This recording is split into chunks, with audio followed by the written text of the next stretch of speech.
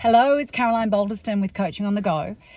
Have you ever found yourself in a situation where you're getting along with a prospective vendor, whether it's through the listing process or even once you're on the market and you're having your weekly progress meetings or your pre-auction strategy meeting, and somewhere along the line you sense a shift in the dynamic between the two of you?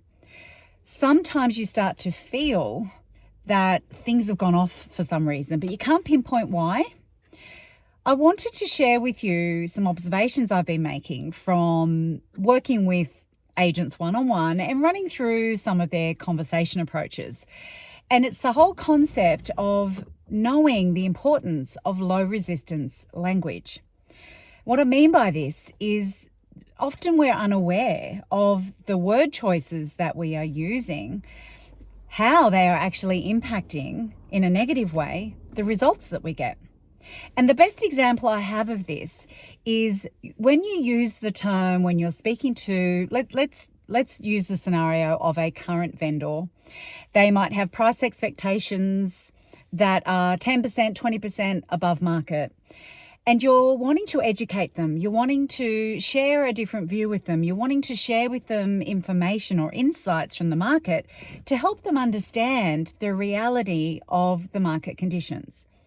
And through that conversation, potentially you might be using words like this, where you'll pre-frame your view with words that are resistant language, i.e., vendor might say, well, you know what, Caroline, this property's worth more and, it's better than that one that just sold because we've got a larger land size. And the agent, being me, would say, well, with all due respect, Paul or Lisa or whoever I'm speaking to, or I might say, well, respectfully, and then I give them the information, the insights that might show a different perspective. The problem is the resistant language that I've used, because it completely invalidates what they have just said.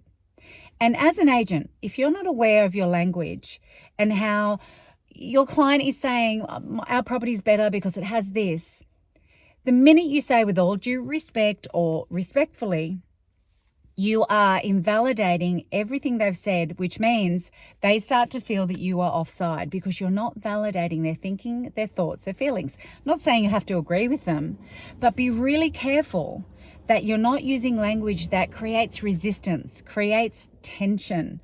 It's quite oppositional. So I just want you to have a think about that, and perhaps next time validate back and say, I really understand what you're saying, and I can see how you feel that way because you do have the extra 400 square meters of land or whatever it might be. And then you say, let's have a look at some options here and some alternate views so that we can make some decisions around the best way forward.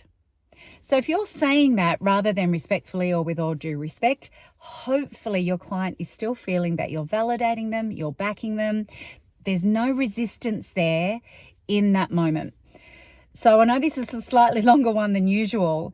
I just really believe and know deep in my soul that the language you choose could be impacting your outcomes in a greater way than what you actually think. Okay, team, I will see you next time. Bye for now.